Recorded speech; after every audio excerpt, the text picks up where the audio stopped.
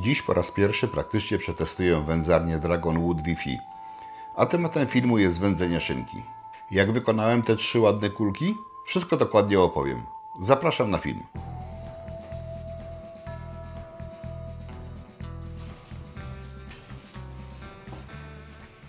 Witajcie w mojej kuchni wieczorową porą. Nawet nie tak źle, 22:30 to jak na mnie dość wcześnie. Beczka, w środku przygotowana ostudzona woda. Tutaj 3 szyneczki, kulki. Proste peklowanie, tylko sól peklująca i tylko czosnek. I takie peklowanie ma sens tylko wtedy, kiedy liczymy na to, że mięso ma smak. Na pewno było tak wiele lat temu, kiedy zwierzątka były bardziej naturalnie karmione. W dzisiejszych czasach bywa to różnie. Im więcej przemysłowego chowu, tym szansa na to, że mięsko ma smak, jest mniejsza. No i nieraz warto dodać więcej składników do zalewy peklującej, żeby to mięsko miało smak. Tutaj liczę, że trochę swojego ma, dlatego tylko czosnek, 3 ząbki, sól w takiej ilości, żeby na daną ilość wody mieć mieszankę, solankę 5%. To jest taka delikatna solanka. Znaczy każdy powinien sobie poradzić z przeliczeniem procentów, ale jeżeli by ktoś sobie nie radził, to pod filmem jest link do bloga. Tam opiszę, jak zrobić 1 litr takiej solanki, a potem sobie tą ilość możecie przemnożyć na tyle, na ile będzie Wam potrzeba. W związku z tym, że to są dość grube kawałki mięsa, grube kawałki poprzerastane, mogą mieć ten problem, że się gdzieś tam w środku nie dopeklują, dlatego warto jest je nastrzyknąć albo zastosować naprawdę bardzo długi czas peklowania, żeby mieć pewność, że nigdzie tam potem w środku szare oczko nie powstanie, bo to jest typowy objaw niedopeklowania. I to jest wada estetyczna. Wsypię sól, wymieszam, wezmę taki sprzęt, żeby szybciej to ponastrzykiwać. Wprowadzę solankę tak mniej więcej po 50 ml na kilogram. Wrzucę i na nie mniej niż 7 i nie więcej niż 10 dni do lodówki. Oczywiście co kilka dni trzeba sprawdzać, czy tu jest wszystko stabilnie. Co potem zobaczycie. Biorę się za robotę. Wsypuję sól do wody i rozpuszczam ją. A następnie wstrzykuję tę solankę do każdej szynki.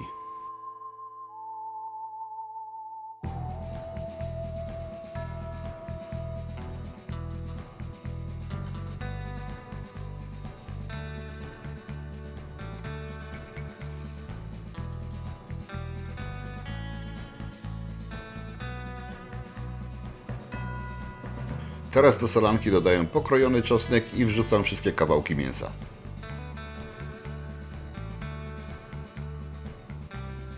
Pojemnik znoszę do lodówki i co kilka dni będę do niego zaglądał. Po 10 dniach przygotowuję siatkę do wędlin.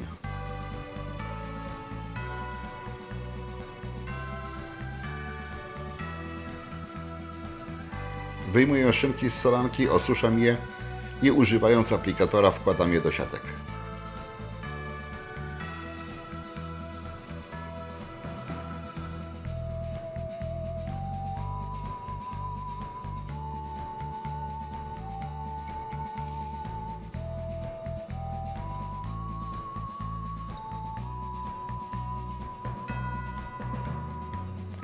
Końcówki siatki skręcam i zakładam klipsy używając zaciskarki.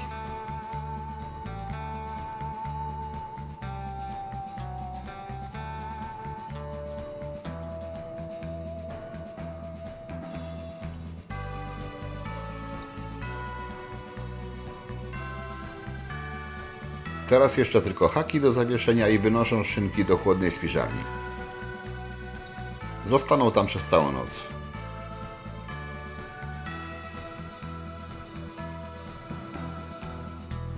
Poranek następnego dnia jest bardzo wieczny. Warunki niezbyt sprzyjające. Porwało mi nawet pokrowiec na grillu. Dziś spróbuję zmierzyć zużycie prądu przez testowaną wędzarnię. Jak widzieliście, jest wietrznie, a temperatura 4 stopnie. Na razie w celu rozgrzania wędzarni ustawiam 20 minut i temperaturę 55 stopni. Gdzieś mi uciekła ostrość. Odcinek techniczny o tej wędzarni opublikowałem już jakiś czas temu, a link do tego filmu macie właśnie na ekranie. Uruchamiam zdalnie wędzarnię oraz wentylator termoobiegu.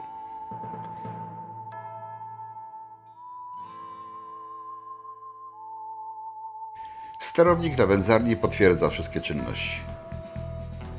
Po tym czasie wsadzam do wędzarni osuszone szynki i w tej samej temperaturze będę je rozgrzewał przez około 30 minut, bo noc spędziły w chłodnej spiżarni.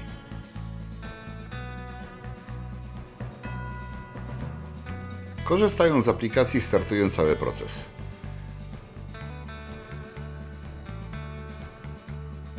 Ustawiam czas całkowity na 3,5 godziny. Uruchamiam wędzarnię, a następnie uruchamiam termoobieg. Kominek wędzarni szeroko otwieram. Już teraz przygotowuję sobie zrębkę w generatorze, ale jeszcze go nie zapalam. Używam mieszaniny buka i olchy. Minęło około 30 minut. Ostatnie sprawdzenie, czy wszystko jest ok.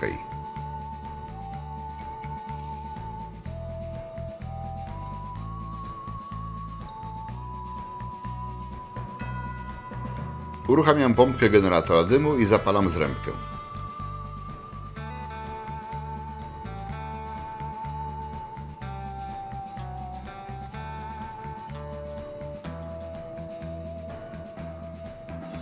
Dobrze jest, aby ją zapalić po obu stronach generatora. Dym się od razu zaczyna pojawiać. Na razie wypełnia komorę.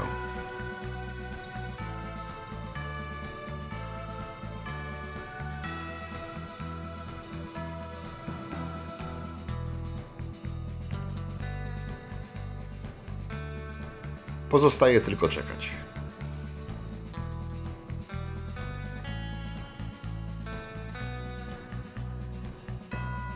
Została jeszcze nieco ponad godzina ustawionego czasu i kolor zaczyna już fajnie wyglądać, choć jeszcze jest go trochę mało.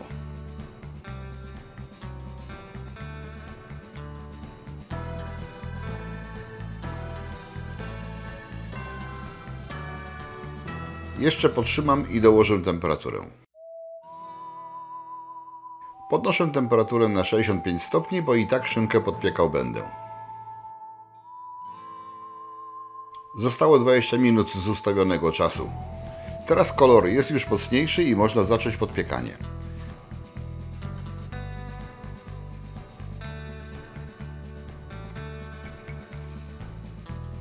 Zatrzymuję więc pompkę generatora dymu.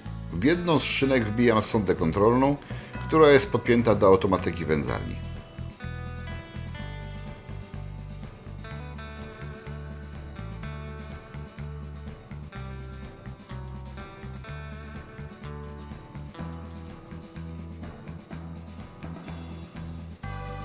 Kominek przymykam, ale nie całkowicie. Wydłużam czas o 2 godziny, bo w sumie nie wiem, ile będzie trwało podpiekanie.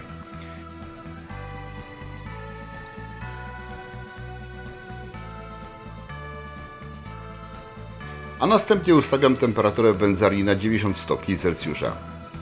Teraz uruchamiam pomiar temperatury w mięsie i ustawiam też temperaturę docelową, która ma zakończyć cały proces. Uruchomienie funkcji sterowania temperaturą zakończyło proces sterowania czasem. Ja w tym czasie zasiadłem do komputera i wykonuję swoje prace. 12:20 i mam już 59 stopni. 12:50, a ja już mam 63, więc niedługo koniec. Muszę Wam powiedzieć, że trochę mnie to zaskoczyło. Myślałem, że zdążę przyjść, poczekać, nagrać, kiedy tutaj temperatura wskoczy, a tu pyk, tylko dostałem informację, że wędzarnia się wyłączyła. Przychodzę tutaj i pika, czyli na miejscu też sygnalizuje. Nie wiem, czy ten wiatr tutaj mocno głosu nie zakłóci, bo wieje naprawdę co chwilę mocno i ten kotek na mikrofonie może nie wystarczyć. Jakby co, to najwyżej dogram to w narracji co dalej. Na razie zajrzymy do środka, zobaczmy, jak to wygląda.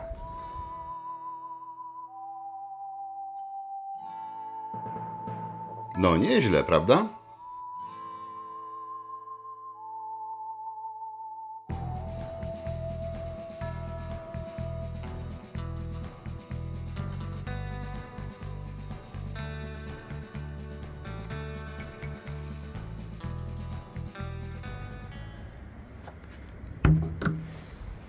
Kolorek, jak widać, ładny. Niestety, jak się przełączyłem na priorytet sondy, czyli na pomiar temperatury i sterowanie wewnętrzną temperaturą w wędlinie, to mi znikł czas, ale powinienem mieć to na filmach, na tych krótkich scenkach, które nagrywałem.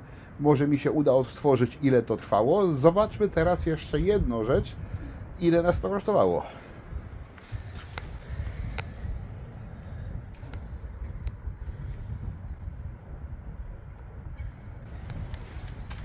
Czyli cały proces wygrzewania, ten wstępny, osuszania, wędzenia i podpiekania to niespełne 5 kWh, czyli przy mojej cenie coś około 5 zł, bo ja mam tam z tymi wszystkimi opłatami, jak sobie rachunek podzielę przez ilość zużycia, to mi tam chyba z ostatniego rachunku wyszło 1,12 za kilowatogodzinę. No to 5 zł zapłaciłem za zrobienie 3 szyleczek, a weszłoby ich tutaj więcej. Zostawię je na razie, niech ostygną, a jutro przekroimy, zobaczymy co w środku. Także na razie poszło całkiem nieźle. A jeszcze jedna uwaga. Trochę się zakręciłem przy przełączaniu właśnie priorytet czasu, priorytet temperatury, bo chciałem to usilnie zrobić z aplikacji i oczywiście funkcję samo włączyć można, ale poziom temperatury najpierw trzeba zaprogramować na sterowniku, czyli do jakiej temperatury ma pójść. I jak to rozkminiłem, to już wszystko poszło dobrze. Trochę przestygły, więc zabieram je teraz z powrotem do mojej chłodnej spiżarni.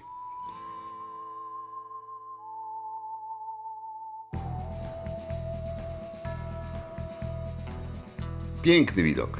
Następnego dnia w spiżarni także piękny widok. I jaki zapach! Zabieram jedną sztukę do sprawdzenia.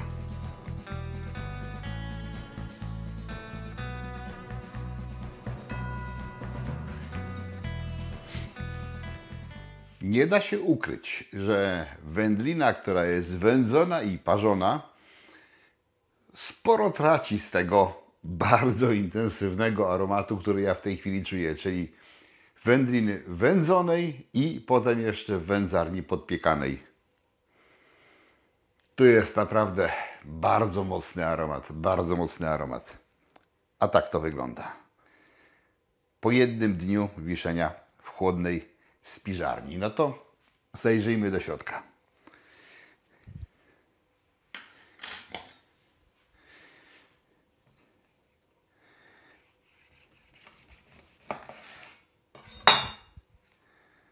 Proszę bardzo. Widać jeszcze otworek po termometrze. Ale pachnie. Ale pachnie. Spróbuję jeszcze. Tylko ściągnę siatkę. Bardzo soczysta, aż cieknie z niej.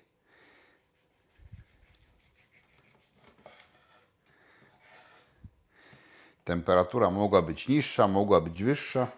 Należy zawsze pamiętać, że te termometry nie są termometrami laboratoryjnymi i trzeba mieć małą poprawkę na ich dokładność.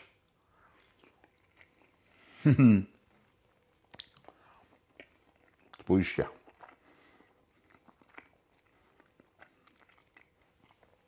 Coś pięknego. Smakowita, aromatyczna. I co najważniejsze, przecież tutaj była tylko sól i odrobina czosnku, niewiele. To wszystko, co tutaj jest, to jest smak mięsa, no. Po prostu smak mięsa. Posolone, no bo sól jest konieczna, ale tu nie ma żadnych dodatkowych przypraw oprócz tej niewielkiej ilości czosnku w zalewie peklującej, bo naprawdę ma znaczenie, czym to mięso za życia karmione było. Ma ogromne znaczenie. Dlatego swojska świnka wyhodowana kiedyś w gospodarstwie miała mięsko innej jakości niż to, co się dzisiaj dzieje w masowej produkcji, chociaż technologicznie przebadane, pełnowartościowa karma, która jest w tych hodowlach stosowana, powinna dać takie same, a może i lepsze efekty, ale jakoś tak nie jest. Jednak jak jest dostęp do w jakiejś części przynajmniej naturalnego żerowania, naturalnego poszukiwania żywności, a nie tylko pasze przetworzone, to smak tego mięsa jest inny i na tym przykładzie to doskonale czuję. No i szkoda, że ta technologia nie pozwala teraz tego smaku Wam przekazać. Ale uwierzcie mi, naprawdę uwierzcie mi, też nie mam często dostępu do naprawdę dobrego źródła. Mięso jest lepsze lub gorsze, ale są jeszcze takie hodowle, które robią to na bardzo pierwotnym poziomie. I ten smak jest. Rozmarzyłem się trochę, bo to naprawdę świetnie smakuje. Ale dobra, to zostawmy. Co do sprzętu. Wydaje mi się, że pierwsza próba zdana na ocenę bardzo dobrą. Poszło to całkiem szybko, sprawnie, w miarę tanio, no bo niepewne 5 kWh, gdzie było wygrzewanie, gdzie było osuszanie, właściwie nie osuszanie, bo wędlina była sucha. Było rozgrzewanie wędliny, ale ono trwało około pół godziny. Potem było proces wędzenia z termoobiegiem, więc ten kolor się ładnie, równomiernie rozłożył. Potem było podpiekanie z wbitym termometrem w środku. I cały ten proces był dość tani. No. Był dość tani, nie ukrywajmy tego. Więc wędzarnia taka czy inna jest jakimś kosztem, mięso jest jakimś kosztem, ale sposób przygotowania tego, czyli ta domowa obróbka, na etapie peklowania to jest wrzucenie tego do lodówki i niech to sobie tam stoi, a na etapie wędzenia, no nawet przy takiej technologii, która już jest technologią, można powiedzieć, droższą, no to też kosztuje tylko 5 zł, a jeżeli macie wędzarnię z paleniskiem tradycyjnym i dostęp do własnego drewna, że nie trzeba go za grube pieniądze gdzieś nabywać i sami sobie to drewienko wysezonujecie, to w tych waszych wędzarniach opalonych drewnem jeszcze taniej powinno wyjść. Chociaż więcej czasu trzeba spędzić te palenisko pilnować. Jest dobrze. Mam jeszcze kilka pomysłów co do sprawdzenia. Mam jeszcze kilka pomysłów co do pewnego ułatwienia sobie życia, ale to wszystko powiem w następnych odcinkach, które już się myślowo na razie przygotowują. Na razie pierwsze sprawdzenie działania wędzarni zostało przekazane. No, bardzo fajna jest ta kontrola Wi-Fi. Faktycznie to, że można wpływać na parametry, że można tu sobie siedzieć, coś robić, zmienić temperaturę, czy zmienić czas, bo dobiega końca, a temperatura jeszcze właściwa nie jest. To jest pewnego rodzaju ułatwienie. No, to też żaden problem podejść do wędzarni. Zależy kto ile ma. No, ja musiałbym w tym przypadku przeskoczyć 2 poziomy, żeby się na górny taras dostać, bo tam ta wędzarnia stoi. To dla zdrowia bieganie po schodach przecież, prawda? Ale nie, jest to wygodne, jest to fajne, jest to o tyle dobre, że można się zająć czymś, mając jednocześnie w miarę bezpośredni podgląd na to, co się w wędzarni dzieje. Jak tam sobie jeszcze postawię, bo też żaden problem, zamontuję tam sobie jeszcze kamerkę, to będę miał już pełen nadzór, ale to z czasem. Także wędlinka wyszła dobra, jest pyszna, soczysta, bardzo smakowita, a to też zasługa mięska, bo tutaj w peklowaniu żadnych cudów nie było. No i sprzęt też się sprawdził, więc jak się podobało, poproszę o łapki w górę, poproszę o ogłoszenie wszemi wobec tego, co ja uważam za prawdę, czyli że wyroby domowe są lepsze. Jest wielka szansa, że były, są i będą. Dziękuję za wszelkie komentarze, za wszelkie łapki w górę. Odezwijcie się, piszcie, co myślicie o domowym wędliniarstwie. Na razie, trzymajcie się. Hej, cześć.